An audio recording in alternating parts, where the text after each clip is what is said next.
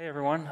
So hopefully by now you're tired of looking at waterfalls, so I'm not going to bore you with any more of those. And I was actually kind of thrilled to see that you guys voted for the favorite ops tool as being TCP Dump, because that lines up really well with what I wanted to show off.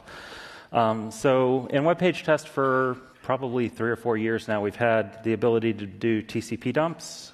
If you go into the advanced settings, right down here, there's a capture a TCP dump with your test. I highly recommend it, especially if you're going to be calling out a vendor or calling out an ops team or something like that. It's really good to actually have a packet capture to make sure what you're saying is really happening. It's not unusual, for example, for a browser. So the way WebPagetest works, to get the data, it logs when the browser reads the data or writes the data to the network.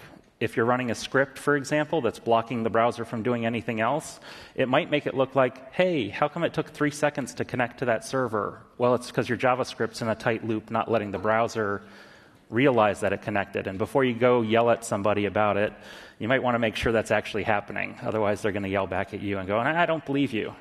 And everyone believes packet captures. So if you're going to share it, share a packet capture. And one of the things that's made WebPagetest really successful is that everything is built for sharing.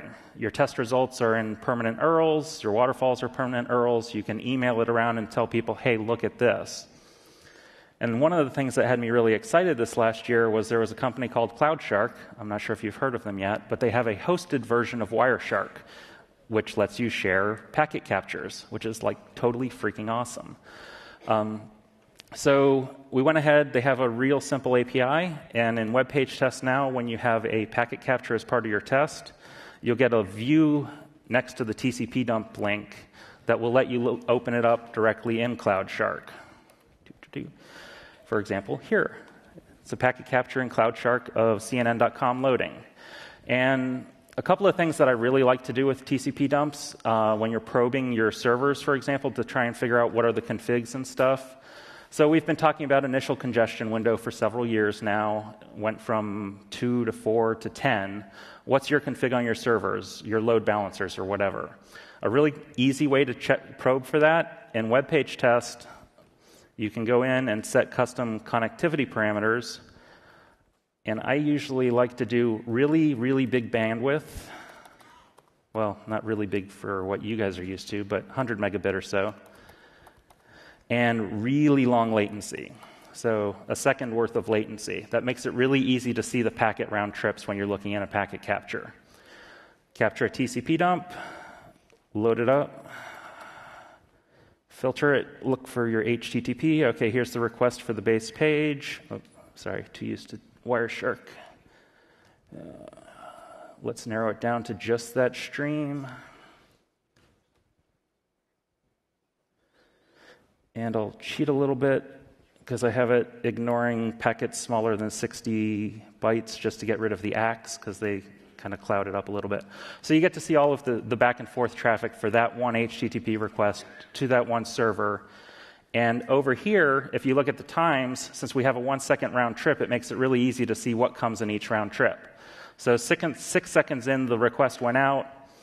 7 seconds in, data started coming back, and we have 1, 2, 3, 4 packets, 1,500 bytes. Okay, your initial congestion window is 4. You might want to update the load balancers or the servers and get that up to 10 so you can send more of the data out, because otherwise it's taking a whole nother round trip before the rest of your data for your base page starts to come back. One of the things you want to be pretty careful about when you're doing this is if you're doing flushing early and you're not sending a whole bunch of data back, you have to make sure you have at least enough data on the wire to see the full round trips for your initial congestion window. That's one of the really useful things. And then when you have it all filtered, you take the URL, you share it with someone. You don't have to say, here's a packet dump, do this filtering, load it up in Wireshark. You just say, here's the URL of what I'm talking about. And really quickly, one of the other things, Will Chan had a really good blog post about this maybe about a week ago.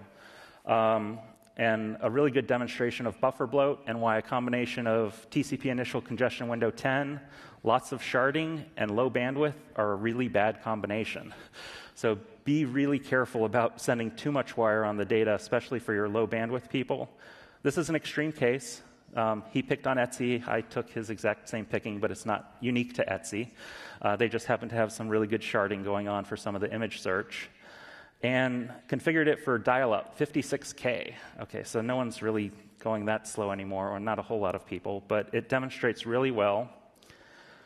Load it up into TCP Dump or Cloud Shark, and they have some graphs that you can plot out. Let's load it in an editor. Okay, so that's the overall bandwidth. Okay, so you pretty much expect it to be pegged, but you can do some pretty cool things. First, let's look at the TCP data. tcp.analysis.retransmission. You can see what all the retransmits are, and if I spell correctly. Oh, yeah. Thank you. Okay, so all of the red in there is retransmission. So about half of the bandwidth for this guy was in retransmitted packets. Okay, well, maybe there was a lot of packet loss going on because it's a really slow connection.